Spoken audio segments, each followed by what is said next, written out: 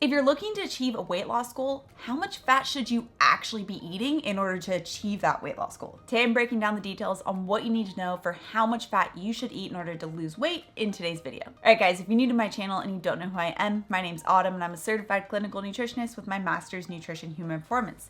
On my channel, I'm typically talking about the science back and holistic methods that you can use in order to achieve your wellness dreams. So if you have a wellness goal in mind, make sure you subscribe. Okay, but first, why should you eat fat for fat loss? We know that each different macronutrient has a different effect on the body. So the three macronutrients being protein, fat, and carbohydrates. For example, protein is broken down into amino acids within the body that are then used to create new cells, new hormones, and of course rebuild our muscle after a workout. Protein is also required in order to signal our satiety hormone peptide YY. So protein is extremely important for helping us to feel satiated and satisfied and not hungry. Now fat is a really great stable energy source. It's also used for transporting important nutrients within the body and for the creation of important inflammatory signaling molecules. Fat also triggers satiety by causing the body to release a really important satiating hormone called cholecystokinin or CCK. Now carbohydrates on the other hand break down into simple sugars, which ultimately cause the body to release the storing hormone insulin. This hormone shuts off fat burning or the process called lipolysis. And certain types of carbohydrates are going to cause your body to release a lot more of that storing hormone insulin than others. For example, broccoli contains carbohydrates,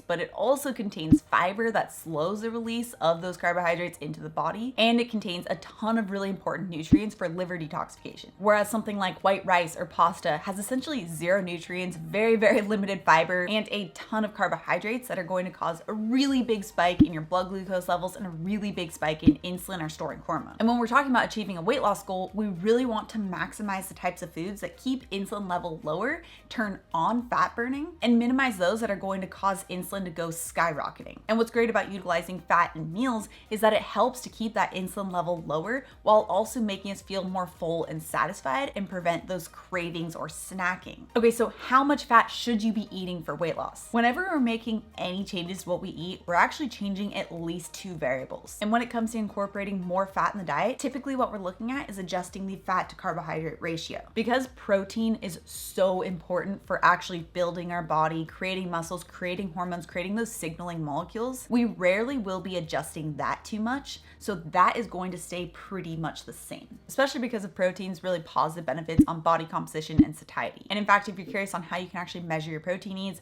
I have a really great video you can check out right here. So this means that we're ultimately looking at how much fat and how much carbohydrates are going to be in the diet in order to achieve a weight loss goal. Now, when we're looking at the studies that actually compare these different type of dietary protocols, this is how they're usually broken down. A very low carbohydrate diet, or in other words, a very high fat diet, will have around 20 to 50 grams of carbohydrates per day. This is typically associated with more of a ketogenic or keto diet approach. And then there's low carb as the next category, and this is around less than 130 grams of carbohydrates per day. Moderate carbohydrate would be considered about 26 to 44% of your total energy intake, and then high carbohydrate diet would be considered 45% or greater. So for the low carb or very low carb approaches, these meals are going to be so satiating because of the huge satiety hormone signaling from both protein and fat that typically when these are studied, the participants will use an ad libitum approach, which means that they aren't restricting their calories. Instead, they're just having as much as they need in order to feel satiated. So it's a lot different than a lot of the low fat or low calorie approaches where you're mostly looking at reducing your calorie intake and not really being concerned about if you're hungry or not, which as we know can have a really big impact on longevity of achieving a weight loss goal. I think we all know if we're hungry, eventually we're going to eat again.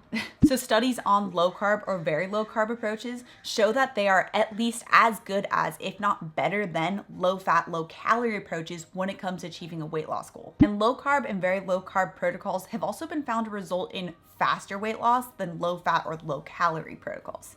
And this can really amount to two reasons. And we know that low carb diets is going to inevitably result in lower insulin levels, and insulin is our fat storing hormone. So by lowering the insulin levels, this causes the body to increase fat burning, so a process called lipolysis, but it also decreases your body's water retention, which causes some water loss because insulin tells the kidneys to hold on to water and hold on to sodium. So when you have that less amount or lowered insulin level is going to cause some of that water release. And this is theorized by scientists why they're seeing a lot of improvements in blood pressure with lower carb approaches is because of this decreased water retention from utilizing a lower carb approach and lower insulin levels. However, something I didn't find in a lot of these studies is diving into the individual's response to carbohydrates. Another theory has been circulating for quite some time about how each person might actually have a different response to carbohydrates. Now, this is termed carbohydrate sensitivity, which means that some people may actually secrete more insulin in response to the same amount of carbohydrates, meaning that they are more likely to gain weight faster from carbohydrates. And this is theorized why some people do better with a very lower carbohydrate approach, whereas some benefit a little bit better from the lower carb approach. This is why in the complete intermittent fasting bundle, I have those separate protocols that addresses each of these sections. So if you do find that you're more carbohydrate sensitive, you can go with the advanced weight loss strategies protocol. Whereas if you find that you aren't as carbohydrate sensitive, you can go with one of the other 5 protocols that fit your needs.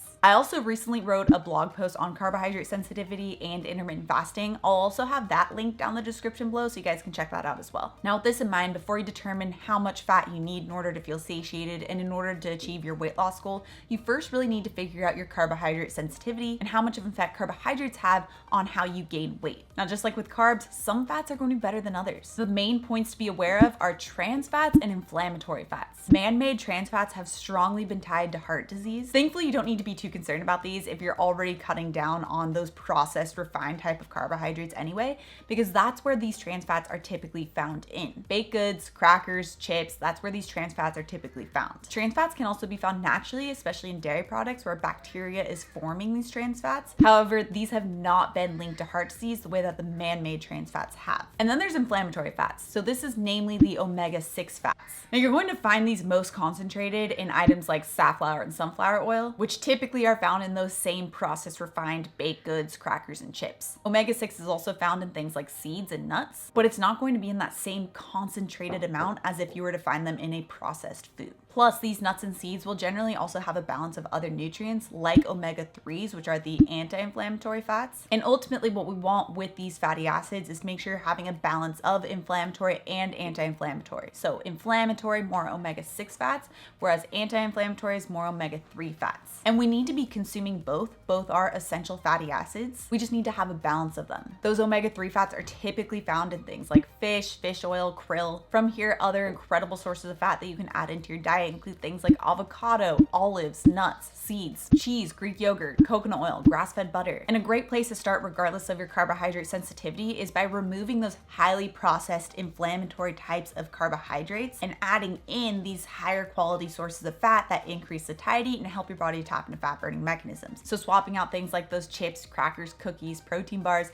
and swapping in these high quality fats. And if you're wondering exactly how you can add these fats into your meals, you can check out this recipe right here that uses coconuts, almonds, chia seeds, some of my favorite fats to use. Also, if you're new to my channel and you love the science-backed information on how you can achieve your wellness dreams, make sure you subscribe right here. Come out with new videos every Tuesday and Thursday. All right, guys, thanks so much for tuning in, and I'll see you in my next video.